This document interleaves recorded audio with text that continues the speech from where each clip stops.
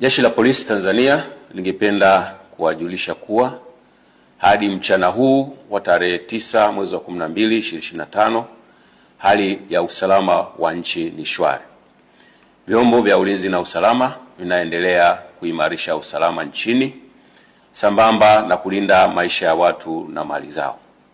Aidha, Jeshi la Polisi lingependa kutoa wito kwa wananchi kuendelea kuzipuuza picha mjongeo na picha mnato zinazoendelea kusambazwa kwenye mitandao ya kijamii zikionyesha kwamba kuna maandamano yameanza maeneo mbalimbali.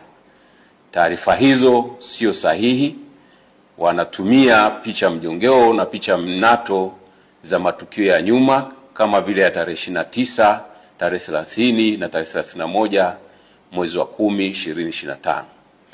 Sambamba na hilo, wenye nia ovu wanaendelea kutumia picha mjongeo za matukio ya nyuma. Kwa mfano, kuna tukio la Juni 2025 ambalo kabila la Wamasai walikuwa wanafanya sherehe zao za jando katika msitu wa Tanapa, lakini imesambazwa kwenye mitandao ya kijamii ikionyesha kwamba Wamasai wameanza kudai haki zao huko jijini Arusha.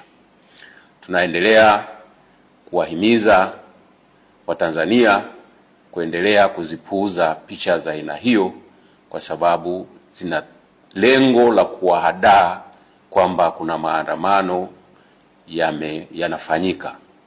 Ikumbukwe kwamba maandamano hayo ambayo yalikuwa yanapewa jina la maandamano ya amani yasiyo na kikomo yalipigwa marufuku toka tarehe 5 mwezi wa 12 2025 kwa sababu hayajakidhi matakwa ya kisheria ikiwepo sheria mama, yani Katiba ya Jamhuri ya Muungano wa Tanzania ya mwaka 1977 na sheria ya polisi na polisi wasaidizi sura 322.